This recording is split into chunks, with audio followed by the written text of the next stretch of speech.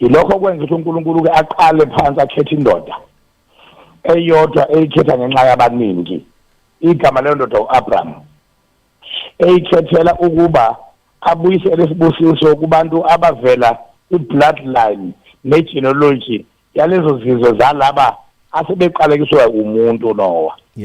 Uma ekhetha uAbraham uthi phuma ezweni lakho nasesihlotsheni zakho nasemndenini yakho uye ezweni ngiyakunika lona uthi ngiyakubusisa 1 ikwenza ube isibusiso 2 ngenza igama lakho libe likhulu 3 abesethi izizwe zonke zomhlaba ziyakubusiswa ngawe. That is Genesis chapter 12 mawehla uya ku 1 to 5 ekhuluma ngomuntu oyedwa ukuthi ukhethe oyedwa kodwa ngamkhethanga ngenxa yakhe emkhethe ngenxa yabantu afuna urestoration isibusiso asebezalwe besilahlekile kubo.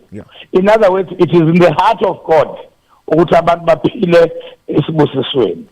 Isibusiso ke njengoba kubhalwe uNkulunkulu ekwambule ngoSolomon uZaga 10 verse 22 wathi isibusiso sikaJehova siyacebisa akenizele usizi kuso.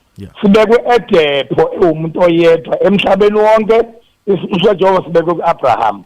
Bonke abantu ababusisekile emhlabeni ngiyababona bacebe hayi ngokubuseka ngezinye indlela ngoba zikhona ezinye indlela kodwa uma kuthiwa nje isibusiso sikaJehova siyacebisa akenizele usizi kuso sokusibusiso esibekwe kuAbraham.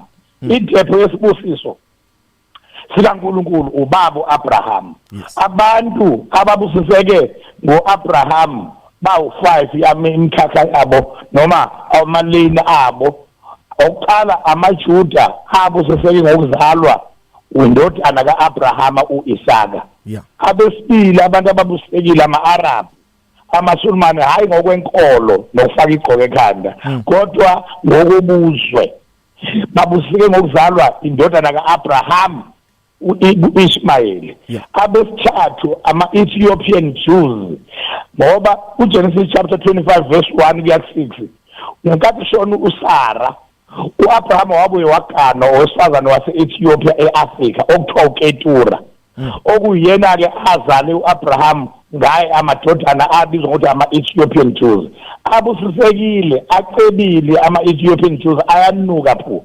Uma ucheck abantu abenza indaba zama-flight nama-airline eSouth Africa i-Africa yonke i-airline yase-Ethiopia kuthiwa is the best airline in the whole of Africa i-own ama-Ethiopian Jews. And umuntu oqala kwizenzo wakwase-Afrika owathola ivangeli owayecebile iBhayibheli umthenwa owayeze eJerusalema emkhosini esebuyele emuva kwizenzo 8 uFiliphu wathi akanamathekelo onqola iBhayibheli wayehlezi phezu kwengcebe enkulu ezikhulu sikakhandakhe. He was an Ethiopian Jew kade ezokhonza enkonzweni kakhokho wakhe uAbraham eJerusalema. Ama-Ethiopian Jews anesibuso sikababa uAbraham. Abesine abacebile yilabo okukhulunywa ngabo abangamadodana kaAbraham awazala kwizanqinza. Genesis chapter 25 ulithi iBhayibheli uverse wakhona uNkulunkulu uAbraham wanikeza uIsaka ifa nengcebo yonke wayesethi amadodana ezanqinza wawanikeza izipho wawamukisa wawasa ezweni lasempumalanga afike akha ezweni lasempumalanga. Lapho ezweni lasempumalanga yilapho akakhona kwazi wazovela umzukulu kaAbraham othiwa uJobe. Ethi uma ulifunda iBhayibheli incwadi kaJobe chapter 1 lithi he was the greatest man in the east. Libala ingcebo enkulu ayenayo imfuyo yakhe yonke liyibala. Ama-paraphrase namhlanje njengo-New Living Translation no New Century Version no Good News athi he was the richest man in the east, meaning ubukhulu bakhe greatness yakhe was based on wealth. Lapho lapho kwakukhona uJobe ngoba uma uverse 1 ekhuluma kuJobe 1 verse 1 ithi kwakukhona indoda yasempumalanga. Yilapho ke okwakusuke khona kwakusuke khona amadodana azalwa zinazanqinza kaAbrahama okuyileni yesine esibusiso ngoba isibusiso sivela ngobaba Abrahama yiwo futhi lamadodana asempumalanga asuka ayokhunga uJesu nezitho ngoba inkanyezi yabonakala empumalanga nje yabahola isuka nabempumalanga bazofika eJerusalem. Inkanyezi ayingabonakala empumalanga ngoba itshengisa abantu umhlaba wonke ukuthi khona umsindisi womhlaba ozelwe. Yayibonakala empumalanga ngoba kunamadodana kaAbrahama angabafowabo kaJesu ngokwegazi nenyama. Yayizotshela abafowabo bakaJesu ngokwenyama ithi khona umfowenu ozelwe eBethlehem.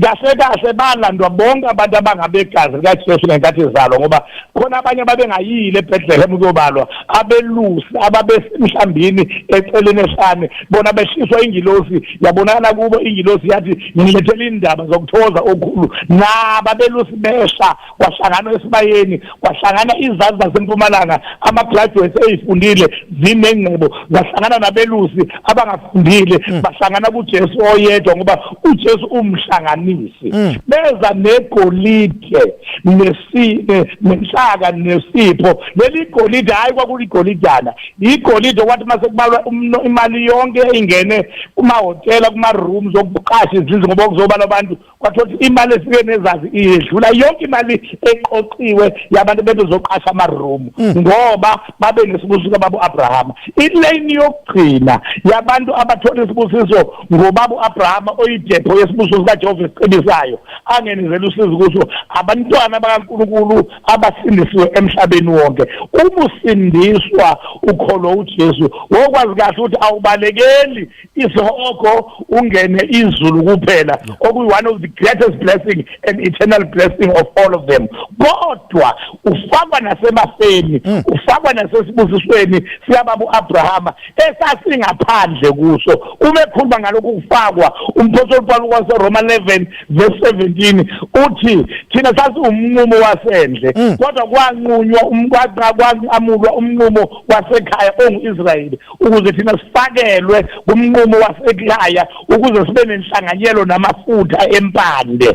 Isibusiso sikaJehova siyacebisa akenezeli usizi kuso. Ngishumayela lokho einsukwini zokugcina ukuze kungabi nacala egazini labantu both abangabafundisi namakholwa ngoba kunomoya wophumo kulezi insuku okushiya uJesu esinikezwe ngaye isibusiso kababa Abrahama esicebisayo yena oyidepho yesibusiso. Abantu bashumayela ukuthi akhange kuyo emagobongweni akuyo emsamo akuyo enyangweni balayelana abafundisi lontwala baye kogana baye komaphuto bamshiye uKristu osibusiso sakhe siyacebisa. Ngicela kwazi ukuthi sikhulumile before ibandla ukuthi uma abantu beshiya uJesu bephumela ngaphandle bashiye beyofuna lokhu okukhona ngaphakathi. Isibusiso sikababa Abrahama sifikile kwabezizwe ngokukholwa. Uma ukholwa uJesu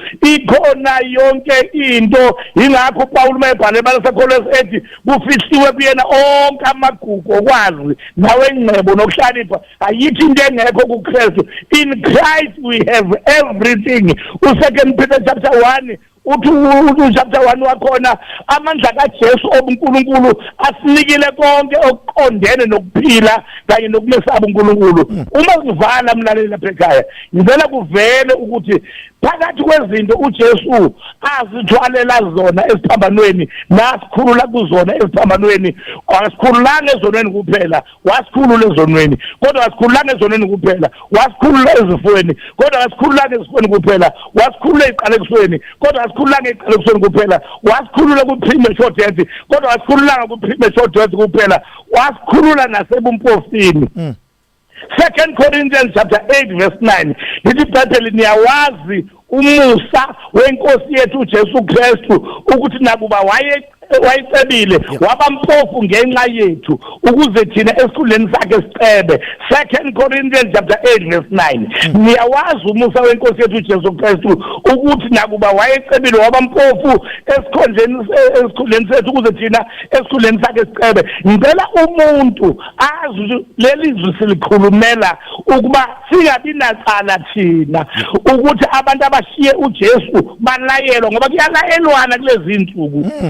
abafundisi amakholwa abasakazi batshela abantu ukuthi amakholwa asindisiwe awabuyele emsamo awabuyele emagqobongweni awaye inyangeni bayalayelana belayelana ngento engaphandle kwesango bakhohlwa ukuthi uJesu uthe kuJohn 10:9 mina ngiyisango lezivu ongena ngami uyangena aphuma fumana idlelo ngizothi mina likhona idlelo lokuphila emzimbeni ungabi nazifo lokuphila ungabi nayiqalekiso lokuphila impilo engcwele ungadli izono lokuphila ungahlupheki ungadli imbuya ngeothi lokuphila ungafika ngabi isikhathi likuJesu oze ukuba sibe nokuphila sibe nakho ucicime u1 Corinthians chapter 1:4 and 5 uthi ngomusa siyuphuwe kuKristu Jesu ezintweni zonke sicetshisiwe ekukhulumeni konke nasekwazini konke lokho kucetshizwa kumi nesibusiso sikababa uAbrahama